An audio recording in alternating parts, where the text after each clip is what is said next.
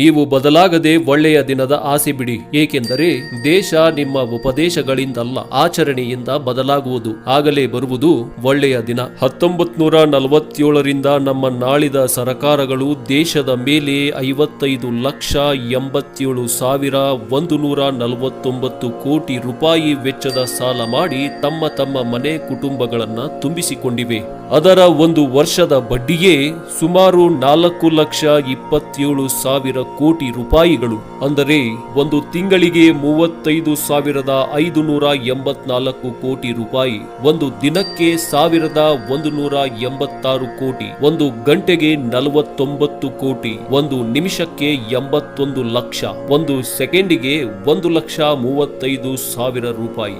ಯೋಚಿಸಿ, ದೇಶ ಪ್ರತಿ ಸೆಕೆಂಡಿಗೆ 1,35,000 ರೂಪಾಯಿ ಹಳಿ ಸಾಲದ ಬಡ್ಡಿಯನ್ನೇ ತುಂಬಬೇಕು. ಅಂತದರಲ್ಲಿ ಒಳ್ಳೆಯ ದಿನ ಅಷ್ಟು ಸುಲಭವಾಗಿ ಹೇಗೆ ಬರುತ್ತದೆ? ಹಾಗಾಗಿ ಎಷ್ಟು ಸಾಧ್ಯವೋ ಅಷ್ಟು ಭಾರತೀಯತೆಯ ಉತ್ಪನ್ನಗಳನ್ನ ಖರೀದಿಸಿ ದೇಶವನ್ನ ಲೂಟಿ ಮಾಡುವವರಿಂದ ಉಳಿಸಿ. ಅರ್ಥವ್ಯವಸ್ಥೆಯನ್ನ ಬಲಪಡಿಸಲು ನಿಮ್ಮ ಯೋಗದಾನ ಮಾಡಿ. ಟ್ಯಾಕ್ಸ್ ಕಟ್ಟೋ ವ್ಯಾಪಾರಿ ಹತ್ತಿರವೇ ವ್ಯಾಪಾರ ಮಾಡಿ. ನೀವು ಕಷ್ಟಪಟ್ಟು ದುಡಿದು ಪರೋಕ್ಷವಾಗಿ ಅಥವಾ ಪ್ರತ್ಯಕ್ಷವಾಗಿ ಕಟ್ಟಿರುವ ತೆರಿಗೆಯ ಹಣವನ್ನ ಕಾಮಗಾರಿಯ ರೂಪದ ಮೂಲಕ ತಮ್ಮ ಮನೆ ಕುಟುಂಬ ಉದ್ಧಾರ ಮಾಡುವ ಸರ್ಕಾರಗಳನ್ನ ಚುನಾಯಿಸುವ ದಡ್ಡತನ ತೋರಿಸಬೇಡಿ.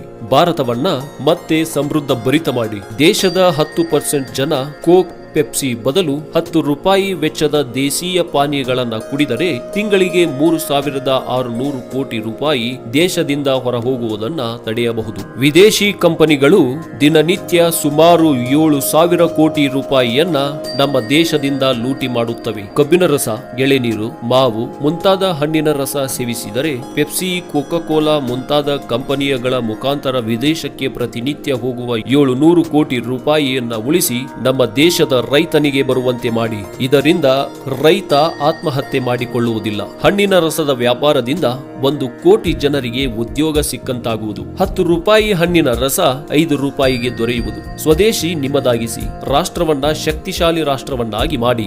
ಎಲ್ಲಾ ಭಾರತೀಯರು 90 ದಿನಗಳವರೆಗೆ ಯಾವುದೇ ವಿದೇಶಿಯ ವಸ್ತುವನ್ನ ಖರೀದಿ ಮಾಡಬೇಡಿ. ಹಾಗಿದ್ದಲ್ಲಿ 91ನೇ ದಿನ ಭಾರತ ವಿಶ್ವದ 2ನೆಯ ಶಕ್ತಿಶಾಲಿ ಮತ್ತು ಶ್ರೀಮಂತ ದೇಶವನ್ನಾಗಿ ನೋಡುತ್ತೀರಾ. ಕೇವಲ 90 ದಿನಗಳಲ್ಲಿ ಭಾರತದ 2 ರೂಪಾಯಿ $1ಗೆ ಸಮವಾಗುತ್ತದೆ. ನಾವೆಲ್ಲರೂ ಸೇರಿ ಈ ಪ್ರಯತ್ನವನ್ನ ಮಾಡಿ ಪರಿಶೀಲಿಸಬೇಕು. ಏಕೆಂದರೆ ಈ ದೇಶ ನಮ್ಮದು. ನಾವು ಜೋಕ್ಸ್ ಗಳನ್ನ ಫಾರ್ವರ್ಡ್ ಮಾಡುತ್ತೇವೆ, ಇದನ್ನು ಕೂಡ ಫಾರ್ವರ್ಡ್ ಮಾಡಿ. ಪೂರ್ತಿ ಭಾರತ ಇದನ್ನ ನೋಡಲಿ ಮತ್ತು ಕೇಳಲಿ. 1 ಕಿಲೋ ಬಾದಾಮಿಗೆ 900 ರೂಪಾಯಿ, ಆದರೆ ಗುಟ್ಕಾ 4,300 ರೂಪಾಯಿಗೆ 1 ಕಿಲೋ, ಗೋಡಂಬಿ 800 ರೂಪಾಯಿ, ಸಿಗರೇಟು 5,000, ಶುದ್ಧ ತುಪ್ಪ 600 ರೂಪಾಯಿ ಕಿಲೋ, ಆದರೆ ತಂಬಾಕು 1,700 ರೂಪಾಯಿ ಕಿಲೋ, ಸೇಬು 100 ರೂಪಾಯಿ ಕಿಲೋ, ಆದರೆ ಅಡಿಕೆ 600 ರೂಪಾಯಿ ಕಿಲೋ, 50 ರೂಪಾಯಿಗೆ 1 ಲೀಟರ್ ಹಾಲು ಸಿಕ್ಕರೆ ಸರಾಯಿ 560 ರೂಪಾಯಿ. ದೇಶದ ಪರಿಸ್ಥಿತಿ ಹಾಳಾಗಿಲ್ಲ, ಬದಲಿಗೆ ನಮ್ಮ ಹವ್ಯಾಸಗಳು ಹಾಳಾಗಿವೆ. ಬಹಳ ಸಮಯ ತೆಗೆದು ಬರೆದ ಈ ಮೆಸೇಜ್ ವ್ಯರ್ಥವಾಗದಿರಲಿ.